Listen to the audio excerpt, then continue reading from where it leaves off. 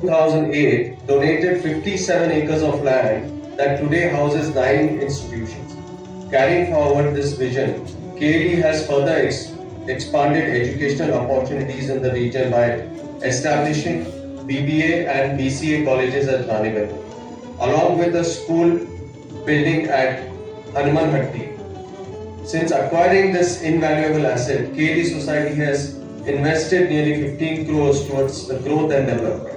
Today, the total asset value has grown to nearly 200 crores.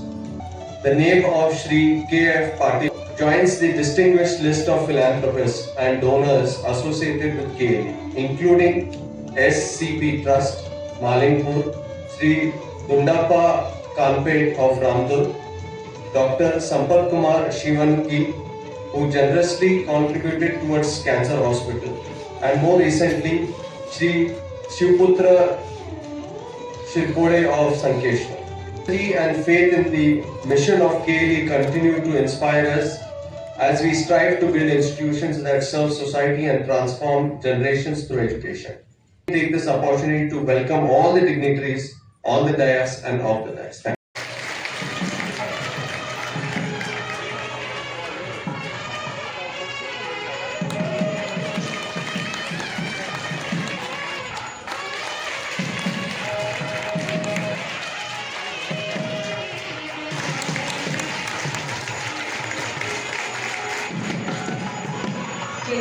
you.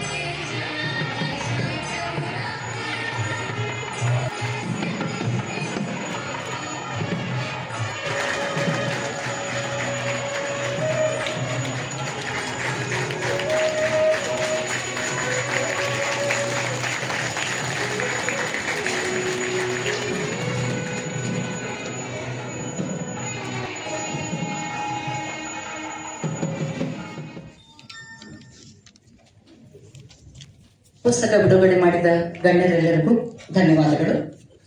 ಈಗ ಇಂದಿನ ಈ KLE ಶಾಲಾ ನಾಮಕರಣ ಕಾರ್ಯಕ್ರಮಕ್ಕೆ ಮುಖ್ಯ ಅತಿಥಿಗಳಾಗಿ ಆಗಮಿಸಿರುವ ಭಾರತ ಸರ್ಕಾರದ ಸನ್ಮಾನ್ಯ ಹೊಸ ಮತ್ತು ನವೀಕರಿಸಬಹುದಾದ ಬ್ಯಾಡಗಿ ಕ್ಷೇತ್ರದ ಶಾಸಕರಾಗಿ ಮತ್ತೆ ಅವರು ಹುಟ್ಟಿದ ಊರಿನ ಮತದಾರರ ನನ್ನ ಮತ ಹಾಕಿ ಆರಿಸ್ತಾರೆ. ಒಬ್ಬ ಸನ್ಯಾಸಿ ಸಂಸಾರಿಕರಾಗಿದ್ರು ಸಹಿತ ನಾಡಿನ ರಾಜಕಾರಣದಲ್ಲಿ ಏನನ್ನೂ ಬಯಸದೆ ಏನನ್ನೂ ಮಾಡದೆ ಸಂತರಾಗಿ ಜೀವನವನ್ನ ನಡೆಸುತ್ತಿದ್ದರು ಅನ್ನೋದಕ್ಕೆ ನಾನು ಕೂಡ ಅವ್ರ ಜೊತೆಗೆ ಇರ್ತಿದ್ದೆ. ನಮ್ಮ ಲಿಂಗಣ್ಣವರು ಪಾಟೀಲ್ ಬಂದಿದ್ದಾರೆ. ನಾವು ಅವರು ಸತತವಾಗಿ ಅವ್ರ ಜೊತೆಗೆ ಇರ್ತಿದ್ವಿ.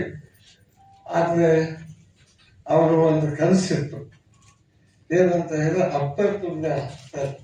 ಅಪ್ಪರ್ ತುಂಗವನ್ನ ನಮ್ಮ ಹಾವೇರಿ ಜಿಲ್ಲೆಯಾದ್ಯಂತ ಹರಿಸ್ಬೇಕು, ಅಪ್ಪರ್ ತುಂಗ ಡ್ಯಾಮ್ ಕಟ್ಟಬೇಕು ಅಂತ ಒಂದು ಕನಸಿತ್ತು. ಎಲ್ಲ ಹೇಳ್ತಿದ್ರು ಅಪ್ಪರ್ ತುಂಗ ತರಬೇಕು ಅಂತ ಹೇಳಿ. ನಮ್ಮ ಪದವಿ ಕ್ಷೇತ್ರದಿಂದ ಪಾಟೀಲ್ ಬರ್ತಾ ಇದ್ರು, ಅವರಿಗೂ ಹೇಳಿದ್ರು. ಒಂದೊಂದು ದಿನ ನಾನು ಶಾಸಕನಾದ ಬ್ಯಾಡಗಿ ಅಂತ SK ಪಾಟೀಲ್ ನೀರಾವರಿ ಮಂತ್ರಿಗಳಾದರು, SL ಕೃಷ್ಣರವರು ಮುಖ್ಯಮಂತ್ರಿ ಆದರು. ಹೇಳಿದ್ರು ನನ್ನ ಮಾತು SL ಕೃಷ್ಣರವರು ಕೇಳ್ತಾರೆ, ನೀವು ಹೋಗಿ ಒಂದು ನಮಸ್ಕಾರ ಮಾಡಿ ಅಲ್ಲಿ 10 ಪ್ರಾಜೆಕ್ಟ್ ಅನ್ನ ಮುಗಿಸ್ಬೇಕು ಅಂತ ಹೇಳಿ ದುಡ್ಡು ಕೊಡಿಸ್ಬೇಕು. ಭಾಗವಹಿಸಬೇಕು ಅಂತ ನೀವು ಹೇಳಬೇಕು. ಪರಿಸ್ಥಿತಿಯಲ್ಲಿದ್ದವರು ಎಲ್ಲ ಕೆರೆಗಳನ್ನು ತುಂಬಿಸಿದವೆ, ಜಿಲ್ಲೆಯಾದ್ಯಂತ ಕೆರೆಗಳನ್ನು ತುಂಬಿಸಿದವೆ. ಅಡಿಕೆ, ತೆಂಗು, ಕಬ್ಬು, ಬಾಳೆ ಎಲ್ಲವನ್ನು ಬೆಳೆದು ಮಂಡ್ಯದಲ್ಲಿದ್ದೇವೆ ಅಥವಾ ನಾವು ಹಾವೇರಿಯಲ್ಲಿದ್ದೇವೆ ಅನ್ನೋದಕ್ಕೆ KF ಪಾಟೀಲ್ ಸಾಕ್ಷಿ. ಅವರು ನಮ್ಮೆಲ್ಲರ ಅಂತರಾತ್ಮದಲ್ಲಿ ಇದ್ದಾರೆ ಅನ್ನೋದನ್ನು ಹೇಳಿ ವೋಟಿಂಗ್ ಮಾಡಿ ನೀವು ಬಂದ್ರೆ ಮತ್ತು ಈ ಕ್ಯಾಂಪಸ್ನ ಎಲ್ಲ ನಮ್ಮ ಶಿಕ್ಷಕ ವರ್ಗದವರೇ, ಮತ್ತೆ KF ಪಾಟೀಲ್ ಹೆಸರು ಬೆಂಗಳೂರಿಗೆ ಅಂತ ಕೇಳಬಹುದು. KF ಪಾಟೀಲ್ ಇತಿಹಾಸ ನಿಮ್ ಪೂರ್ಣ ಅದ್ರೊಳಗೆ ಪೂರ್ಣ ಬರ್ದೇ ಇಲ್ಲ ಅಮ್ಮ. ಅವ್ರ ಕಂಡ KF ಪಾಟೀಲ್ ಕಂಡದ್ದು, ಅವರ ಇತಿಹಾಸ ಓದಿದ್ದು ಎರಡು ವ್ಯಕ್ತಿಗಳು. ಅದರಲ್ಲಿ ಧಾರವಾಡ ಅಖಂಡ ಜಿಲ್ಲಾ, ಆ ಜಿಲ್ಲೆಯಲ್ಲಿ ಎರಡು ದೊಡ್ಡ ವ್ಯಕ್ತಿಗಳು, ಒಬ್ರು KF ಪಾಟೀಲ್, ಮತ್ತೊಬ್ರು ನಮ್ಮ ಸರ್ ಕಂಬ್ಳೆ ಜನ ಬೆಂಗಳೂರಿನ. ಆಗಿನ ಮುಂಬೈ ಪ್ರಾಂತದ ಶಿಕ್ಷಣ ಸಂಸ್ಥೆಯಲ್ಲಿನ ಓದೋದಂದ್ರೆ ಒಂದು ದೊಡ್ಡ ಕಷ್ಟ. ಯಾಕಂದ್ರೆ ಸಂಸ್ಥೆಗಳನ್ನೇ ಇಲ್ಲ ಇದ್ದು. ನಿಮಗೆಲ್ಲ ಮೈಸೂರು ಮಾರಾದ್ರು ಈ ಭಾಗದಲ್ಲಿ ಎಲ್ಲ ಕಡೆ ಶಾಲೆ, ಕಾಲೇಜುಗಳು, ಇನ್ನು ವಿಶ್ವವಿದ್ಯಾಲಯಗಳು ಮಾಡಿ, ನಾವು ಮುಂಬೈ ಪ್ರಾಂತದಲ್ಲಿರೋ ಪ್ರಜಾಪ್ರಭುತ್ವದಲ್ಲಿರೋ ನಾವೆಲ್ಲ ಅಲ್ಲಿ ಸಂಸ್ಥೆ ಹುಟ್ಟಕ್ಕಿದ್ದು ದಾನಿಗಳು ಹಾಗೂ ಫಿಲಾಂಥ್ರಪಿಸ್ ಅಂತೆಲ್ಲ, ಮತ್ತು ಬಹಳಷ್ಟು ಶಿಕ್ಷಣ ಕೊಡ್ಲಿಕ್ಕೆ ಶಿಕ್ಷಣ ಸಂಸ್ಥೆ ಹುಟ್ಟೆ. ಅದ್ರ ಪೈಕಿ KLE ಸಂಸ್ಥೆ ಒಂದು ಹೇಳಿದೆ. 110 ವರ್ಷದಿಂದ ಶಿಕ್ಷಣ ತಗೊಳ್ಳೋದಂದ್ರೆ ಬಹಳ ಕಷ್ಟ. ಎಲ್ಲರೂ ಪುಣೆ, ಯಾಕಂದ್ರೆ ಬೆಂಗಳೂರು ನಮ್ಗೆ ಸಂಬಂಧ ಇಲ್ಲ, ಪುಣೆಗೆ ಹೋಗ್ಬೇಕು, ಇಲ್ಲ ಮುಂಬೈಗೆ ಹೋಗ್ಬೇಕು. ಆದ್ರೆ ಮೊದಲನೇ ಸಲ ಈ ಸಂಸ್ಥೆ ಬೆಳಗಾವಿಯಲ್ಲಿ ಒಂದು ಶಾಲೆ ಪ್ರಾರಂಭ ಮಾಡಿದ್ರು. ಆ 7 ಜನ ಸಪ್ತಋಷಿಗಳು, ಅವ್ರು ಸ್ವತಃ ಶಿಕ್ಷಕರಲ್ಲಿ ಒಂದು ಶಿಕ್ಷಣ ಸಂಸ್ಥೆ ನಡೆಸಿದ್ರು. ಇವತ್ತು ಹಚ್ಚಿದ ಗಿಡ 110 ವರ್ಷ ಆಗ್ತದೆ. ಬಹಳ ಅಭಿಮಾನದಿಂದ ಹೇಳಿ ಕಳಿಸ್ತಾ ಇದ್ದೀನಿ. 148,000 ವಿದ್ಯಾರ್ಥಿಗಳು KLE ಸಂಸ್ಥೆಯಲ್ಲಿ ಓದ್ತಾ ಇದ್ದಾರೆ. ಅಂತ ಹೇಳ್ತಿಲ್ಲ, ಆ ಭಾಗದಲ್ಲಿ ನಮ್ಮಲ್ಲಿ ಪ್ರತಿಯೊಂದು ಮನೆಯಲ್ಲಿ ಸ್ವಾತಂತ್ರ್ಯ ಹೋರಾಟ ಕರ್ನಾಟಕದಲ್ಲಿ ಎಲ್ಲ ಸುಖದಿಂದ ಇದ್ರಿ. ಮಹಾರಾಜರಿದ್ದರು, ನಿಮ್ಗೆ ಸ್ವಾತಂತ್ರ್ಯ ಬೇಡಾಗಿತ್ತು. ಆ ಭಾಗದಲ್ಲಿ ಪ್ರತಿಯೊಬ್ಬ ವ್ಯಕ್ತಿ ಸ್ವಾತಂತ್ರ್ಯ ಹೋರಾಟದಲ್ಲಿ ಭಾಗವಹಿಸಬೇಕು. ಮಕ್ಕಳು KF ಪಾಟೀಲ್ರು ಅವ್ರ ಇತಿಹಾಸದಲ್ಲಿದ್ದಾರೆ. ಸುಮಾರು 3 ಸಲ ಜೈಲಿಗೆ ಹೋಗ್ತಾರೆ. ಒಂದೊಂದು ಜೈಲ್ದಾಗ 3 ತಿಂಗಳು 6 ತಿಂಗಳು. ಬ್ರಿಟಿಷ್ ಅಗೇನ್ಸ್ಟ್ ಎಷ್ಟು ಮೂವ್ಮೆಂಟ್ ಮಾಡಿದ್ರಿಂದ ಅವರು ಅಂತ ವ್ಯಕ್ತಿ.